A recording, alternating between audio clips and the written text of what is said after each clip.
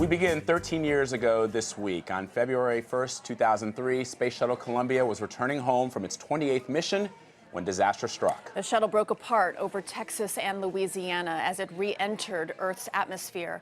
All 7 crew members on board were killed. Bob Orr's reporting led the evening news that night. Shuttle Columbia, with 7 astronauts aboard, was streaking across the blue Texas skies just 16 minutes from home when it blew apart. In a horrifying echo of the Challenger catastrophe 17 years earlier, flaming debris fell to Earth along a 300-mile-long trail of destruction from Fort Worth to western Louisiana. Sadly, I think from the video that's available, it does not appear that there were any survivors. Officials say Columbia suffered a catastrophic structural breakup that may have begun 7 minutes before the spacecraft disintegrated.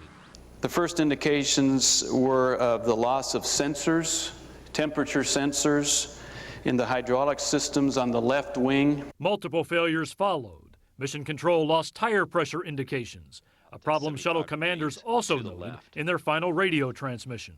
And Columbia, Houston, we see your tire pressure messages and we did not copy your last. Roger. Commander Rick Husband's transmission was abruptly cut off. 40 miles above the Earth, traveling at 18 times the speed of sound, Columbia broke into pieces. Mission Control lost all contact and all hope. We lost the data, and that's when we clearly begin to know that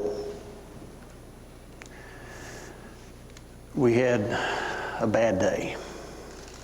Columbia's mission had been a success, 16 days filled with scientific experiments. But NASA investigators now want to find out if the mission's tragic ending actually began with the shuttle's launch. When Columbia lifted off the pad January 16th, a piece of foam used to insulate the external fuel tank broke off and struck the leading edge of the left wing. It caused no obvious damage to the wing or the heat tiles that protect the shuttle during re-entry. But now there are preliminary indications the shuttle's breakup may have begun on that same left side. That's where NASA lost the sensors and where Mission Control noted, quote, excessive structural heating. And video shows a large piece of the shuttle, possibly a wing, ripping off the spacecraft just before the whole orbiter came apart. Right at the top of the list will be a concern about the thermal protection system, the tiles which insulate the spacecraft from the heat of reentry. Investigators now will zero in on the data received from Columbia just before it was lost to try to reconstruct the fatal sequence of failures. But they also desperately need physical evidence from the wreckage to precisely pin down the cause. The disaster was front-page news for weeks. An investigation later determined that it was a piece of foam that had damaged the spacecraft's heat-resistant tiles.